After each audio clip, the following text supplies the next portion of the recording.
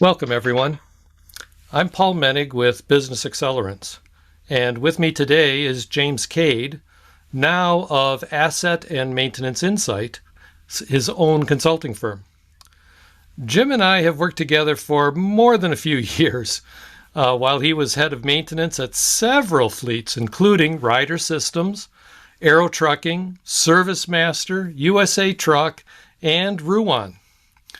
We are both long-term members of the American Trucking Association's Technology and Maintenance Council. Welcome, Jim. Thanks, Paul. Thanks for hosting me today. Appreciate it. Our pleasure. To begin with, why don't you tell us a little bit about what you are doing with fleets now as part of your own consulting company? Okay. Well, as Paul mentioned, I've been involved in the transportation industry for more than 40 years, managing the assets and maintenance operations for some of the largest fleets in the country.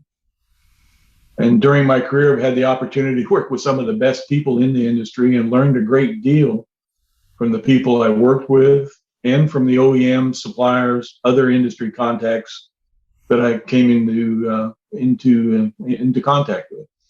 And through organizations such as the Technology and Maintenance Council of the ATA.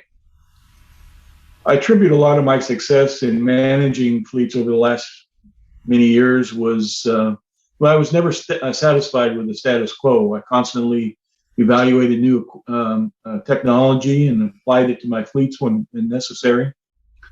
And also developed really strong on developing people, leadership, as well as technical skills within the organizations I managed.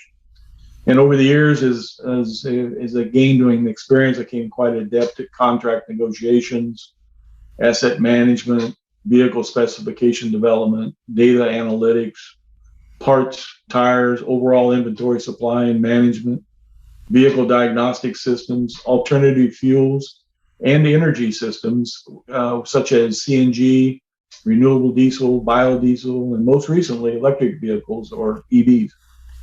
2 years ago, I decided to go out on my own and started Asset and Maintenance Insights, a fleet consulting company, as Paul mentioned. Since starting AMI, I've continued to assist OEMs and suppliers with various development projects ranging from augmented reality training for technicians to document management systems for drivers. However, my primary focus is working with fleets to assist in improving their asset and maintenance operations, increasing productivity and lowering costs. I also work with fleets and companies that are interested in transitioning to electric vehicles, but don't know where to start. I'm currently working with several fleets to develop training, OEM selection, and infrastructure development for EVs. Since founding AMI, I've worked with all types of fleets, small to large, light duty to heavy duty, long haul to final mile. And I've enjoyed the challenge and ability to interact with a wide range of people and types of operations. You can learn more about what I do by going to www.fleetami.com or search for Asset and Maintenance Insights on LinkedIn. That's kind of a little bit about what AMI does. That's great. Thanks, Jim. And I can tell you that you ended up teaching me an awful lot about the industry and what's needed. And it's a fabulous industry to be in, encompassing everything that we do from harvesting food to delivering it to your door, as you just mentioned with Last Mile. Recently, Jim made an absolutely excellent presentation to the Transportation Safety Equipment Institute. That's a 60-year-old trade association that's dedicated to promoting safety and fair competition. Let's have Jim give us that presentation, and then we can discuss a few questions at the end. So, Jim, why don't you take it away from there? As Paul mentioned, I recently made a presentation to the TSEI, and it was a result of a conversation that Paul and I had a while back about how cameras are becoming so ingrained in the industry in many, many ways. So he asked me to put together some thoughts around some of the involvement I've had with cameras and how they're being used within the industry, and maybe even a little bit about where we think we're going with it. So I wanted to put together a few slides here, just kind of give an overview of where things are, and maybe a little bit about where they're going.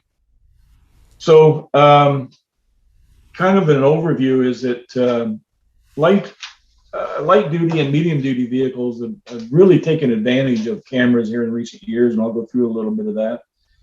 Of course, there's the on medium duty and heavy duty, there's been the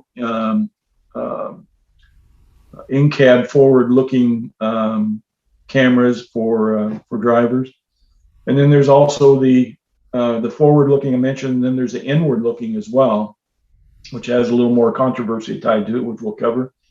And then probably one that's most recent on the scene has been the use of mirror cameras instead of the physical mirrors that we've seen for years.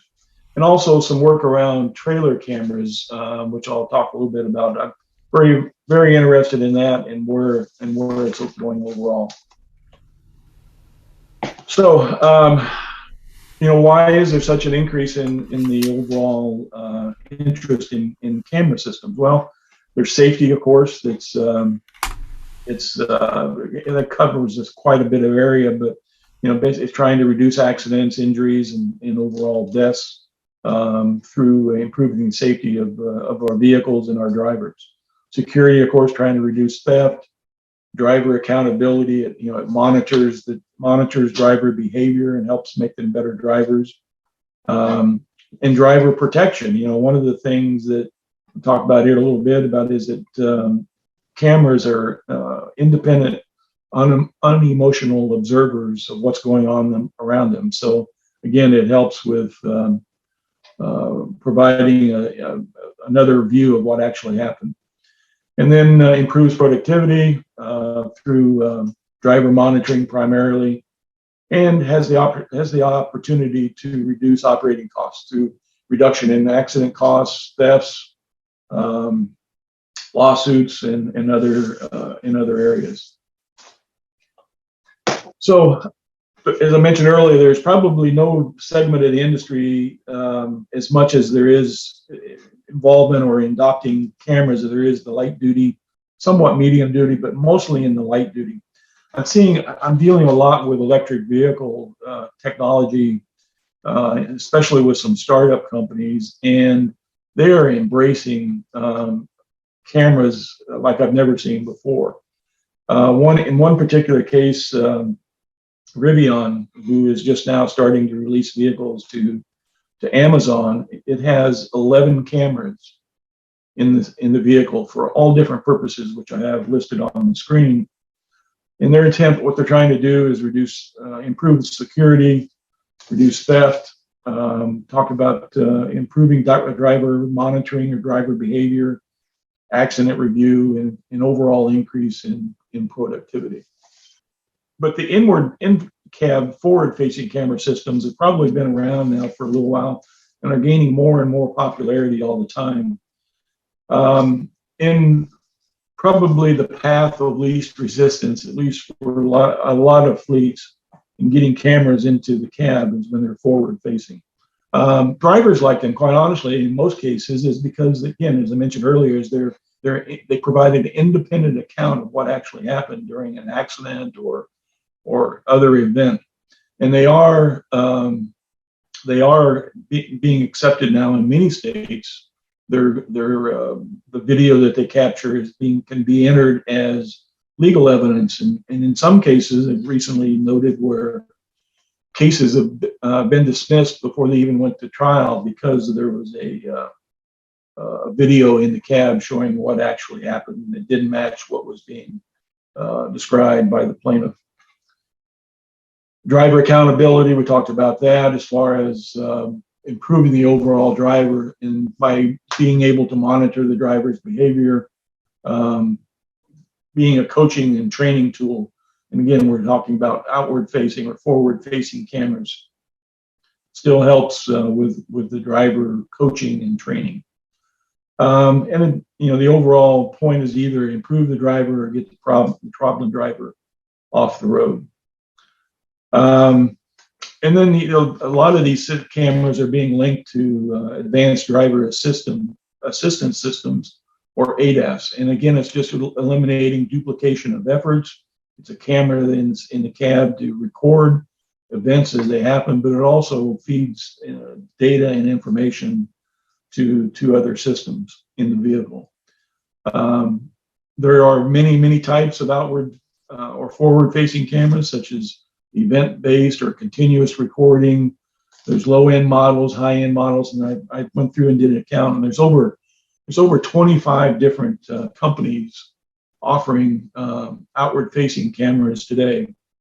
And again, most drivers like the systems. In fact, a lot of drivers today that maybe their company doesn't provide a outward-facing or forward-facing camera, they'll go out and purchase a GoPro and mount on the dash and provide their own recording. So again, it's a very easy technology, I think, to apply to vehicles today. The inward-facing cameras, though, that's a little more of a challenge for fleets. Again, it's drivers look at it as a privacy issue, Big Brother. But again, and many times you see when these cameras are put into cabs and it's done the right way, where where a lot of communications on the front end and sharing of videos overcome some of the driver's concerns. And in the first time you can actually exonerate a driver before they actually even go to trial or any counsel legal issues, it really helps with the overall driver acceptance. But again, the main priority is the accountability, helps improve the driver performance. The intent is to overall improve safety. But again, the overall point on this is that it is a great tool for documenting what's happening. And one of the recent studies done by an organization called Together for Safer Roads, and a survey found that 50% of the drivers said it makes them a better driver. They recognize that. So again, inward-facing cameras have a place, and it just has to be done in the right way, getting it inside the cab. As I mentioned earlier, there's probably the most recent cameras coming on board or coming around now into the industry is mirror cameras. Especially a lot of EVs are being, if they're starting with a clean piece of paper for a design, are really using bringing the mirror camera systems into the design instead of using the physical external mirrors. Although they have some issues or some challenges to overcome, such as the FMCSA, which still is not allowing general use of mirror cameras. Currently, it still requires a waiver from the FMCSA to use the mirror cameras, and there's a lot of requirements and a lot of regulations or other requirements that go with it to be able to use the mirror cameras. But from the overall advantages, again, is the improved aerodynamics. One of the nice things about them is it depends on the make and the model. There's like 2 or 3 companies providing these today. Is that the camera will be able to provide optional views based on the situation. So if you need a wide angle, they can provide that, or if you need a tighter fit. The other thing is the really nice about the mirror cameras is they have a trailer tracking function. So as you're backing in, the mirror will actually follow the back of the trailer as you're backing in. So it provides another level of safety for the driver. The disadvantage, though, comes in as many things like this come as technology is the cost. The last time and it's been a year or two since I actually priced out a set of these mirrors, but at the time they were $15,000 to $20,000 to incorporate it into a vehicle. Plus, you had to go through the regulatory requirement of getting a waiver from the FMCA. So again, it's a major hassle. But there are several fleets that are looking at and actually evaluating the mirror cameras today. The other issue or disadvantage that comes with the cameras is is driver acceptance. You wouldn't think it'd be that much of an issue, but there is some challenge with adjusting from a mirror being on the outside to bringing it inside the cab. Plus, there's also a little bit of different feel and look to the overall camera system, but it can be overcome very quickly with a little bit of training. But that means for fleets that are running combinations or a mixed fleet of physical mirrors and a few with mirror cameras can create some challenges. So again, that may be a disadvantage for the overall fleet. The one next area is around trailer camera systems, and I've really worked quite a bit in this area over the last few years, trying to develop a system, a capability for fleet that I worked with. The challenge is that a lot of fleets today, take safety very seriously and work very much with their drivers to reduce the number of accidents, improve their overall awareness on the road, and have also implemented new technologies such as the ADAS systems that I talked about earlier. And they've done a great job of reducing forward movement accidents, such as going down the road or even maneuvering in tight spaces. And they've done a great job of reducing those incidents. The challenge is that even though that's been able to reduce that, the number of backing accidents is still stagnant in many fleets from where it was even 10, 20 years ago. The good news, I guess, of that is backing accidents typically are low speed, so they are minor overall damage to the vehicle, but they can still lead to loss of life. So again, they are very serious and something that we really need to address as an industry. There's been several attempts to do this in different ways. I myself have looked at various systems and capabilities that are out there. But again, the systems that they're looking at are the 360, like if you buy a newer car today or it has cameras on it, most of them will have a 360 view of the vehicle when you're backing. Be nice to have that on a trailer as well. There are internal cargo view systems that maybe not do much for safety, but it does give you help in productivity as far as what's inside the trailer or how much is inside the trailer. But again, backing is really the one where I see a lot of opportunity for the industry to address. Mentioned earlier is that most backing accidents, fleets have done a great job, but still 1 in 4 accidents occur today while they're backing. There's challenges in developing cameras for backing. Most fleets, for example, have more trailers than they do tractors or power equipment. And it's typically called the tractor to trailer ratio. So most fleets will run anywhere from 2 to 3 trailers per tractor. So when you're talking about adding equipment to a trailer, you have to multiply that times 3 times the number you would on your tractors. So it's an issue around adding cost to your trailers. Sometimes much higher than you would on your trailer. Again, back to the ratio tractors to trailers.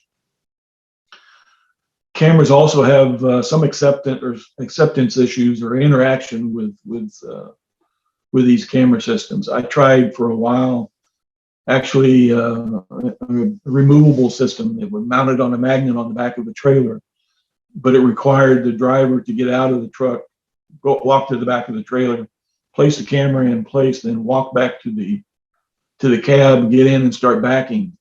A couple of issues with that. One was that really didn't have a monitor in the cab to be able to do that. So a driver was using his smartphone to be able to watch how he was backing and doing the other backing and moving the steering wheel with one hand and watching out the mirrors at the same time. So it was a very wasn't very flexible, or didn't really, from an operational point of view, wasn't very realistic. And the other side of it is how I lost a lot of cameras because the driver, we backed the trailer up and wouldn't go back and get the camera that was mounted on the back of the trailer. So again, it just wasn't a very practical solution. I've tried Wi-Fi cameras, have tried Bluetooth cameras, have tried wired cameras, and they all have their pros and their cons, but cost usually becomes an issue. Connectivity between systems becomes an issue. So there's a lot of issues regarding the technology that's available today for trailers. Great opportunities for it on straight trucks or medium duty applications, where you always have the same cargo space compared to a trailer. But again, there's just some major challenges to get through to being able to mount a camera on the back of the trailer to provide assistance while backing. I think one of the, as I look around and what's going to get us to that next level capabilities with with cameras on trailers, backing cameras on trailers. And I'm really encouraged by the development of these smart trailers and some of the capabilities that they're bringing to the table. You look at all the functionality that they're talking about on smart trailers, as this is an overview provided by Drove Technologies and how they see the technology developing a lot of areas. But if you look specifically, there's 3 cameras that or 2-3 areas where I think will make a big difference. We talked about the cargo camera, which will help quite a bit. But putting a camera on the back of a trailer and connecting it into the backbone of a smart trailer will make it much, much easier for drivers to review, and then being able to upload that data or the information directly to the cloud for others to view and use as needed. It will really make a big difference. So I'm very encouraged with the development of smart trailers and where it's going. So in general, one of the things that, as I mentioned in the beginning, is that the use of cameras systems in the transportation industry is increasing exponentially. And I think that will continue. And for all the reasons that I mentioned before, is safety, security, improving skills of drivers, and then increasing overall productivity. The heavy duty segment, or the tractor trailer, still faces the biggest challenge with the tractor trailer relationship and the multiple trailers to tractor ratio, because it's still a major hurdle for someone to come up with a design that will meet that capability. So as I look around the industry today, and like I said, I've tried many different systems, and they all work, but not really in a operational capacity that I think that they need to. So today, I would say that there's really not a system out there for backing cameras on trailers that will meet the requirements. But overall, you look at cameras, and if you look at the upper right-hand screen, what we're trying to do with cameras is, I go back to the old safety pyramid. It's been around for years, is you talk about the 300,000 unsafe acts that occur in a fleet or a group of fleets. That results in 300 near miss incidents, which nothing happens, but you still have some near misses, which results in 30 minor incidents. And at the very top of the pyramid, out of those 30,000 unsafe practices, you'll come up with a fatality. And that's what we're really trying to eliminate, is that fatality that occurs in our business all too frequently today. So again, I'm hoping cameras of all types will have an impact on reducing the number of fatalities that we were seeing in our industry. So with that, Paul, I think we're ready to move on to questions. Great, thank you. I wrote down a couple of things that I thought we might touch on. When we first introduced LED lights to the industry, which is now 20 years ago roughly, people were concerned that they were going to be stolen. Owner-operators would hey, that's cool, I'm going to grab that and I'm going to make use of it. And then there was the issues of, well, they don't produce enough heat, but now LED manufacturers are finally adding heat into the LED lights. But what about new tech theft with cameras, other than the guy leaving it on the trailer with the magnet attached? Have you seen anything there? No, I think what I'm seeing overall is that most of these cameras are being integrated into the design of the tractor, the truck, or the trailer itself. It's really, I think it's dependent upon that, because I think theft would be a big issue if you just had something that was mounted on the trailer and a couple of screws or rivets held it in place.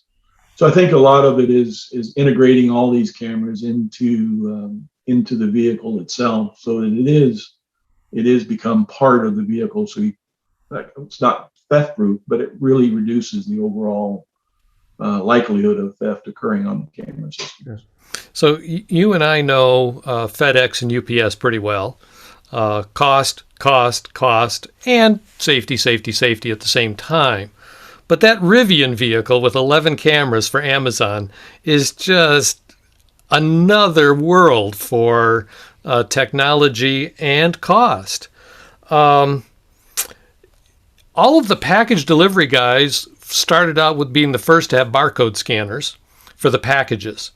They've moved to where their handheld tools now take a picture and send us an email immediately telling us exactly where the package has been left. I remember one time we got a picture and we said, that's not our front door. It took us a while to realize, we had it delivered to our son's house. That's his front door, kind of thing. Have you seen anything where Amazon or others might be looking at taking the image of the package that they have, the image of the house and where it's being delivered to, and having that combined in any way with the cameras from the vehicle or anything? Yeah, actually, I have not been told this directly, but that's more an assumption than anything, is that Rivian vehicle has 2 additional capabilities for cameras that can be placed on the vehicle. So I assume that Amazon is going to use those capabilities for exactly what you're talking about, scanning the package before it actually so the individual delivery person carries it up to the front door. Yeah, as well as there's the ability to a lot of these cameras are several of these cameras are facing outward, which could scan the front of the house or whatever where it's being delivered. So again, there's a lot of capabilities there, and I think they have some other ideas in mind to be able how they're going to use this. And it all comes down to speed for these guys. And you look at what FedEx and GM BrightDrop have done recently with showing how they can improve the productivity of deliveries. I mean, I can imagine where the guy or the gal walk out of the vehicle, and there's already an identification somehow of the package via barcode, QR code, or something right there, and then they just do a Star Trek, touch their communicator when they're at the door, and like a police body cam, it takes a picture, all to reduce seconds out of that delivery that they're trying to do. Yep. I had my first experience this morning with hands-free driving on an electric vehicle. 2.5 weeks ago, I got my Ford Mustang electric vehicle after waiting 4.5 months. Today was the first chance I was out on the highway to try to understand the buttons and give it a try. It was quite relaxing to sit there with my hands on my knees and looking around kind of thing. It's amazing what we could do with cameras. And I mention this because I have an idea with a camera. I've had adaptive cruise control for some time, which is radar based. And I can tell when somebody is coming over into my lane 3 to 5 seconds before the radar system figures it out. I can see that traffic is slowing down because I see lights coming on vehicles 2 and 3 cars in front of me. But the ADAS system waits till the radar system has received a return, processed it, and everything else, and then it's doing a harder brake than I would do. Have you seen any systems that are using more cameras to recognize stoplights coming on? Well, it's I think in some of the applications I've seen, they're not out on aren't ready for prime time, I guess you would say, or out on the highway, are using a combination of camera systems as well as radar, LiDAR to manage the vehicle's movements. And I do think that there are systems out there that are using camera technology to not only look for taillights, but also for movement of the vehicles around them, and as an aid or an addition to the radar system. So yeah, I think they are there and they are coming. One of the features on the Mustang that I like is the bird's eye view that I get. When I'm backing, I get it. Also, when I'm pulling in, I get it. As I slow speed in the parking spot, it gives me a bird's eye view so that I can see exactly how far I am to a curb or bumper in front of me and stuff, and whether or not I'm really in the middle of the lines, kinds of things. You didn't mention bird's eye view with the combination vehicles. Yeah, I think I went in my slides is part of touch on it very, very lightly, but yeah, it is a capability that I think could be with the tractor trailers. Drivers, I think, would love that capability, being able to see around the vehicle from a bird's eye perspective. The challenge, of course, is like as you mentioned earlier, costs, capabilities, technology, being able to marry the tractor and the trailer together. But yeah, I can see 360 view being a real game changer, especially for fleets that are backing into tight areas, as well as do a lot of backing into docks or other areas, having a big impact on reducing the number of contacts they have with equipment or other things around them while they're backing in. So cameras instead of mirrors. You and I have lived through, well, the law only requires one mirror on the left side of the vehicle. You don't have to have one on the right side. Oh, you don't really need that down look mirror to find something. And you really don't need that Fresnel lens at the bottom of the door because the driver's going to put a bunch of stuff there and you're not going to be able to see anyway. What do you think about the cameras that are being put on the vehicles now to help with identification of vulnerable roadside users? I see Europe taking a lead role in this, especially with transit buses, people on bicycles.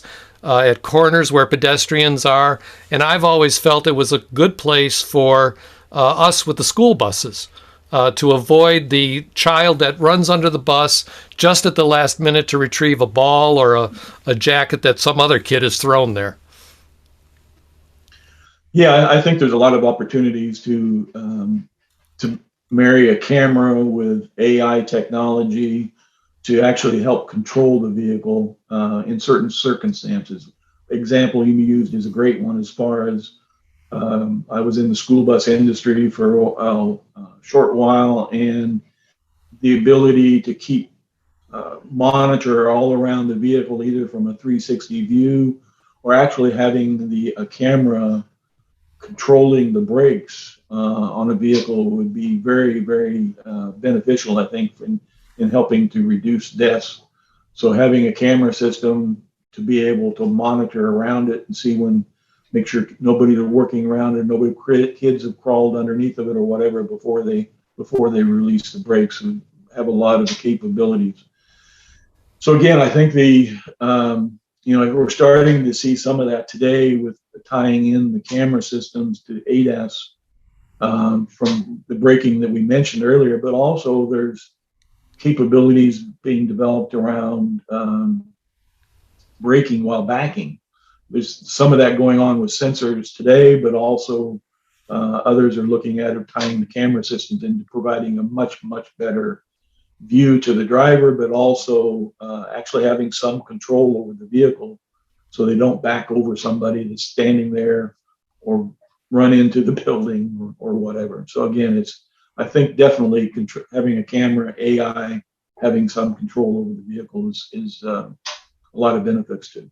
I like that idea of incorporating the braking. And as you said that, it had never occurred to me before to put a camera underneath the carriage of the school bus and use the AI to detect something that shouldn't be there. With trailers, you mentioned wired and wireless. Both have their challenges, you say. What would you project as the winner in the future? I would definitely say is that wireless would have the most impact in the industry. Again, when you're talking about a wired system, it's the same challenges we have in a lot of other areas. You only have 7 wires going through the trailer cord today. Fleets don't really want to add another cord between the tractor and the trailer for any reason. So that really creates some real challenges. So I really think wireless will be the next will be the winning solution. The question is going to be is, and I've thought about this quite a bit. I think the question is going to be, is that provide a direct feed from the back of the trailer to the tractor, or does it go from the back of the trailer to a cloud to the cab? And I think the only challenge with that is how real time can it be, provide that capability. But anytime you can eliminate that connection between the tractor and trailer, whether it's wireless or having the input from somewhere else, I think will make a big difference for the fleet. Again, I think it reduces the cost and has the ability to record while also providing the driver information real time in the cab. A couple of things have been discussed, which it would be that the camera at the rear of the trailer connects to some sort of a high-speed network on the trailer that's wired. That then takes it up to the front of the trailer, and then it bridges the gap to the tractor using wireless. Plus, the both S1 and S7 in the Technology and Maintenance Council have task forces looking at future connections, and Europe is already far ahead of the US in the number of connections and the ability to do some high-speed connections. You mentioned I think one of the challenges though is that we have is the age of equipment. So we trade typically tractors. Large fleets will trade tractors anywhere from 3 years to 5, 6, 7 years, but they'll keep trailers 15 years. So being able to manage the interaction between tractor and trailer is going to be critical to any solution going forward. Well, I would challenge that statement that they keep them 10 to 15 years based on a report I was involved in doing for TMC. Fleets trade the trailers as well, so that the trailer lasts 15 years, but the first owner might not have it for anywhere near that length. Yeah, depends on the fleet, I guess. My experience is that we kept them anywhere from 10 to 15 years. Well, I worked with Consolidated Freightways and Roadway, and people that kept them for 25 years. Yeah, yeah. The relative ratio of trailers to tractors, we've always used 3 as a number. You used it. Recently did some work with FTR Transportation Research. Got it down to where it's more like 2.5, really. It depends on whether you're talking over the road and whether you throw in the private carriers and dedicated and things like that. But I just did a report on refrigerated trailers in particular. And there the ratio is much closer to 1.2 trailers per tractor for obvious reasons. So one of the things that purveyors of technology should consider is that's a good place to start out checking things out, because you don't have to have so many pick up and drop trailer applications. You can have many more dedicated operations where you don't lose that trailer. Yeah, it's one of the challenges of our industry is that it's a very diverse application as far as tractors and equipment. Um, I my last role working for a company was a dedicated contract carriage company and had all kinds of different operations. And we had operations that were close to what you were talking about, and almost some of them were 1-to-1, but 1 to 1.2. But the highest we had was an operation where they were loading trailers far in advance, and they had as much as 10 or 12 trailers to one tractor. So it's a very diverse application and a very diverse industry, and it's hard to say, well, this is the average and build to the average, because again, it is a very a lot of different applications and a lot of different operations across our entire spectrum in the industry. So I have one more question. The trade association, TSEI, started out with mostly lamps, and then it expanded to lamps and mirrors and other audible warning devices and conspicuity tape. And now we're adding in cameras and any kind of visual technology, radar, LiDAR that you mentioned, ultrasonics and things. My former employer, Daimler, on the light vehicle van side, they were among the first to combine the rear identification lamps on a vehicle and put a backup camera in there, because that size vehicle by law required a backup camera. Why have a separate one when you can embed it into a more expensive, if you ever damage it, rear lamp thing? Yeah. What do you see the integration of the lamps and the cameras more in the future or not? Well, I definitely think as far as integrating it into the vehicle is the most desirable, again, so you don't have somebody come along and unbolt your camera and take it off and think they can use it somewhere else. So even to the point of, and I remember the application you're talking about, it was almost, I won't say hidden, but it was hard to identify that there was actually a camera unless you knew it within that taillight. So again, it's the same thing as I think is embedding, camouflaging, or whatever will be the way most operations will go. If you look at the Rivian unit, for example, you really have to look hard in some cases to see the cameras. They're there, but they're very well, I won't say hidden, camouflage maybe is the best word, except for when they're up high. Again, they didn't much care. So, you have almost a vehicle that's 12.5 feet. Camera is not as necessary to hide it as much as you would if it was down at pedestrian level. So again, I think it's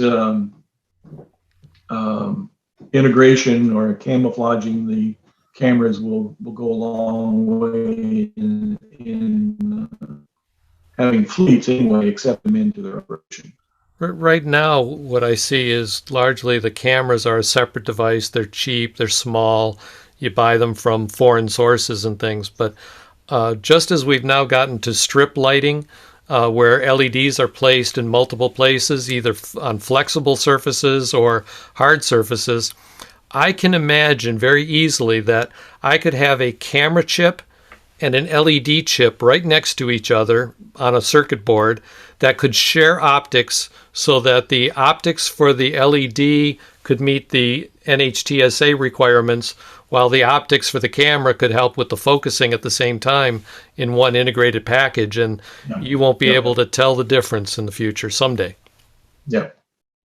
No, if you look at where we started with cameras, say 10 years ago, and where they are today, it's a significantly smaller package and getting smaller all the time. So. Yeah. Well, Jim, it's been absolutely great having you repeat this presentation and record it so that we have it available. Could you repeat your website and how to contact you? Yeah, my website is www. At Fleet AMI, that's Asset Maintenance Insights, initials for Asset Maintenance Insights, fleetami.com. Okay. And I know on LinkedIn that you're open to network. You have that green bar circling your head. So. Yeah, I also have a separate page for Asset and Maintenance Insights on LinkedIn, so you can find it that way as well. Okay, great. Thanks very much, Jim, and look forward to seeing you probably in Cleveland at the next TMC meeting. See you there. Take care.